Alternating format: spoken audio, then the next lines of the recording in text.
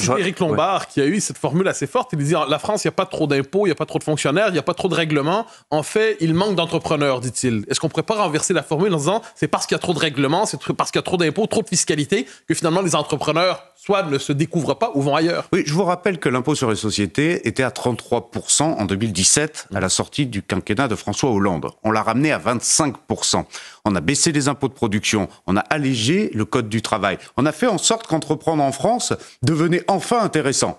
Et ça a marché, on a plus d'entrepreneurs, on a plus d'investissements directs étrangers dans notre pays, on est le pays le plus attractif d'Europe, tout ça on le conserve dans ce budget-là. Ben non, justement, vous faites l'inverse, là, puisque vous allez taxer de 8 milliards les grandes entreprises, vous allez augmenter les charges sur le travail. Pendant 2 ans. Est-ce que l'impôt sur les sociétés augmente dans ce budget? Non. Si. Est-ce qu'il y a... Non. Si, pour les grandes entreprises. Non, ce n'est pas l'impôt sur les sociétés qui augmente. Permettez-moi d'être précis là-dessus. Alors, dites-nous. Il y a un prélèvement exceptionnel et temporaire lié effectivement au profit des très grandes entreprises, celles qui font un chiffre d'affaires au-delà d'1 milliard d'euros. On ne parle quand même pas de la PME régionale, pardon. Et donc, on est sur le grand compte. Il n'y a pas d'augmentation dans le code des impôts du taux d'impôt sur les sociétés. C'est important. Il y a un prélèvement, c'est une participation. Pourquoi donc quand on dit que l'IS augmente de 25 à 40 pour ceux qui font plus de 3 milliards de bénéfices, c'est un raccourci. C'est un raccourci parce qu'il n'y a pas techniquement de hausse de l'impôt sur les sociétés, sinon ça s'applique. Mais Monsieur Arnaud, qui est un des premiers concernés justement par cette hausse stratosphérique, on passe de 25 à 40, dit c'est toujours pareil avec les impôts, on dit que c'est provisoire, ça devient durable. Qu'est-ce que vous lui répondez? D'abord, moi, Bernard Arnault, il faut toujours l'écouter. C'est un de nos chefs d'entreprise qui fait rayonner la France à l'international. Je suis ministre du Commerce extérieur et j'y suis extrêmement sensible.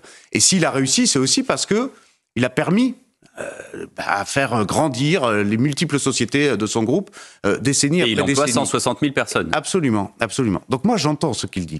Il a raison de rappeler, en tout cas, c'est pas ce qu'il dit directement, mais ce que sous-tend son propos, c'est qu'on doit créer de la richesse avant de la redistribuer. Ça, moi, je l'ai toujours dit. Donc, il ne faut pas oublier dans notre pays qu'au moment où on touche à la fiscalité, il peut y avoir effectivement des effets contre-productifs sur la création de valeur. Et on peut perdre du capital et on peut perdre de la production dans notre pays. C'est pour ça que ce budget a été construit avec beaucoup d'attention là-dessus. On demande... Mais qu'est-ce que vous lui répondez? Parce que, pour reprendre ce que disait Mathieu tout à l'heure, lui, je ne pense pas qu'il ait la même définition de la justice fiscale que vous, Monsieur Saint-Martin. Je réponds à l'ensemble des entrepreneurs, et pas à un seul entrepreneur, je réponds à l'ensemble des entrepreneurs, que notre pays est un pays qui sait protéger ses entreprises. On l'a vu notamment pendant la crise sanitaire, pendant la hausse des coûts de l'énergie.